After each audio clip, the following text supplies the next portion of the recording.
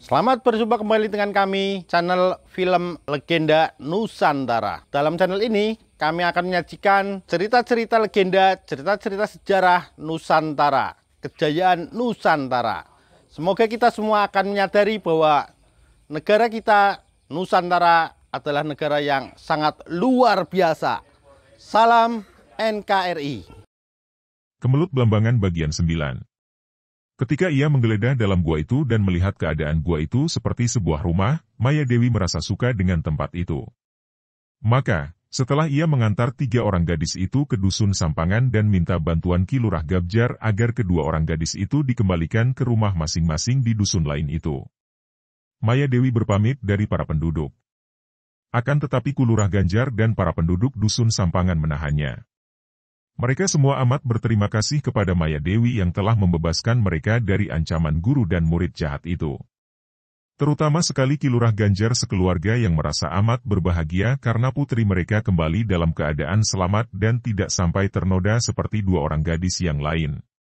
Mengingat bahwa ia mengambil keputusan untuk sementara tinggal di gua yang tadinya disebut Gua Siluman itu, berarti ia akan tinggal dekat dusun itu, maka ia tidak menolak untuk tinggal dulu di rumah Ki Lurah Ganjar selama 2 hari 2 malam. Penduduk menyambutnya dengan gembira dan mengadakan pesta untuk menghormati Maya Dewi. Apalagi mereka mendengar bahwa Maya Dewi untuk sementara akan tinggal di Gua Siluman, mereka menjadi girang sekali.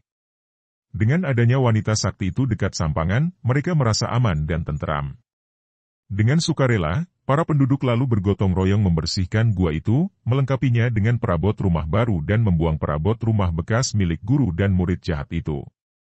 Semula Maya Dewi menolak, akan tetapi Ki Lurah dan semua mendesak dan memohon dengan sangat agar ia menerimanya sehingga Maya Dewi tidak tega untuk menolak.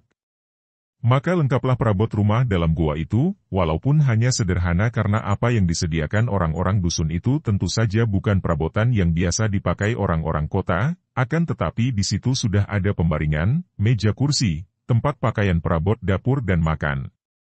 Mulai hari yang ditentukan, Maya Dewi tinggal di Gua Siluman di bukit kecil di luar dusun Sampangan itu. Ia berpesan kepada para penduduk agar jangan mengganggunya karena ia ingin hidup menyendiri, jauh dari keramaian dan urusan dunia, kecuali kalau ada urusan yang teramat penting, yang membutuhkan bantuannya. Suami istri itu kini merasa berbahagia.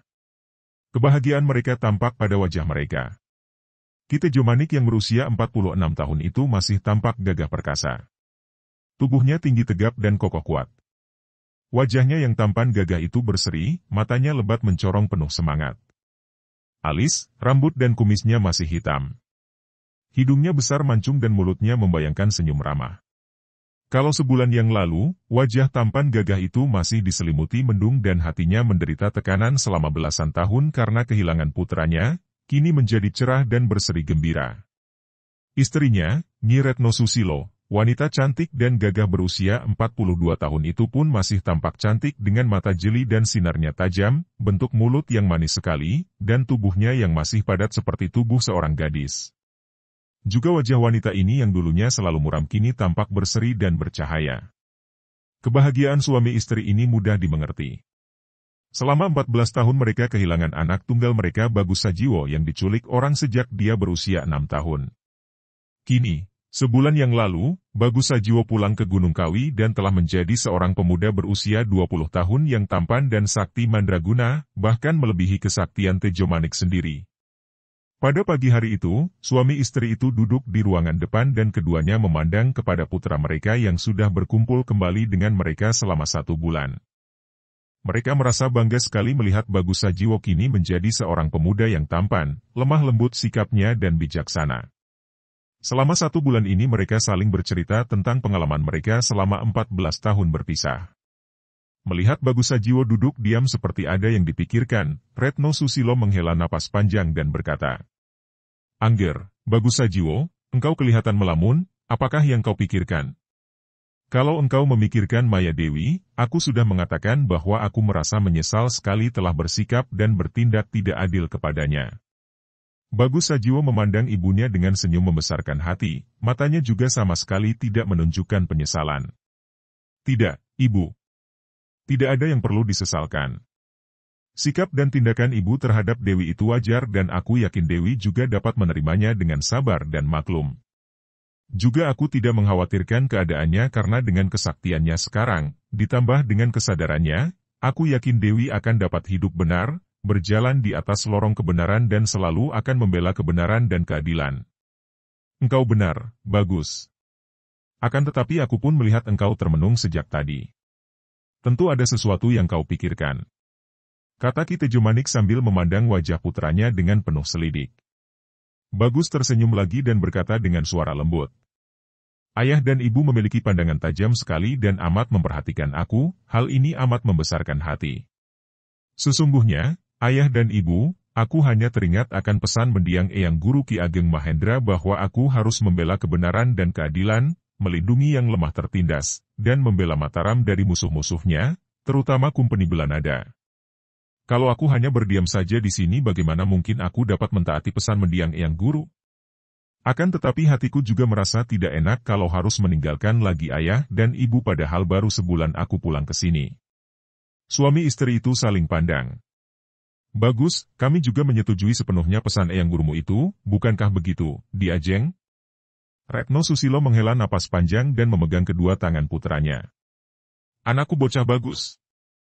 Terus terang saja, kalau bicara sejujurnya hati ibumu ini juga tidak senang kalau harus berpisah darimu lagi.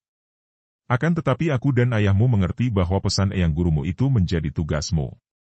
Bukan hanya Eyang Gurumu yang mengharapkan engkau menjadi satria utama pembela kebenaran dan keadilan, juga membela Mataram, akan tetapi ayah ibumu juga.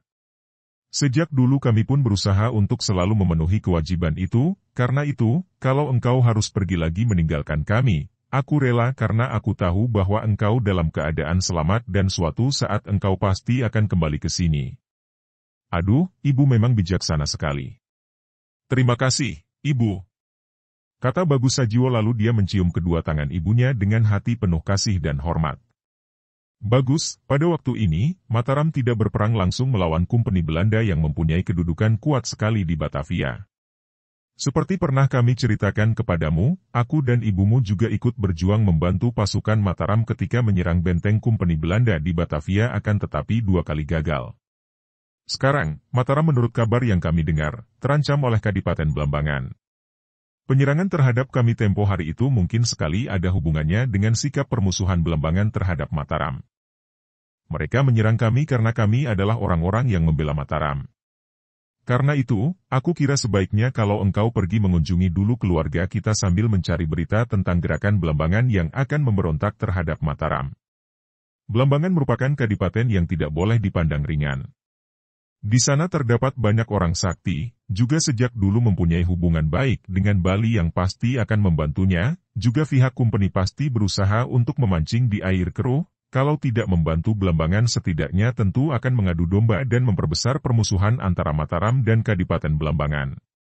Akan tetapi, yang penting, pergilah dulu berkunjung ke keluarga kita agar mereka ikut berbahagia denganmu dan mendengar bahwa engkau telah kembali kepada kami. Maksud ayah aku harus berkunjung ke perguruan Jatikusumo lebih dulu? Benar, anakku. Keluarga kita hanya bibimu Pusposari adik angkatku yang menjadi istri Ki Cangak Awu yang kini menjadi ketua Jatikusumo di daerah Pacitan, di tepi laut. Mereka juga ikut merasa gelisah mendengar engkau dulu diculik orang, bahkan mereka ikut pula berusaha mencarimu. Selain itu, mereka adalah pejuang-pejuang yang setia kepada Mataram, maka mungkin engkau dapat mendengarkan keterangan yang lebih jelas tentang keadaan Mataram dari perguruan Jatikusumo.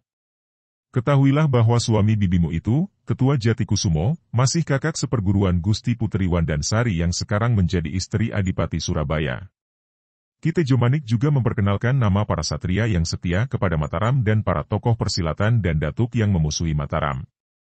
Dan juga lupa, Bagus, setelah berkunjung ke Jatikusumo, engkau harus berkunjung pula ke hutan Kebo Jambe di kaki Gunung Kelut dan mewartakan tentang keadaan kita kepada eyangmu. Ah, ayah maksudkan Eyang Munding Sosro yang menjadi ketua perkumpulan Sardula Cemeng? Benar, Bagus. Kata Retno Susilo. Akan tetapi eyangmu sudah terlalu tua sekarang. Beberapa tahun yang lalu ketika kami berkunjung ke sana, jabatan ketua sudah dipegang oleh Paman Munding Loyo, entah siapa yang menjadi ketuanya. Sudah lama kami tidak mengadakan hubungan dengan keluargaku di sana. Baik, Ayah dan Ibu. Aku pasti akan berkunjung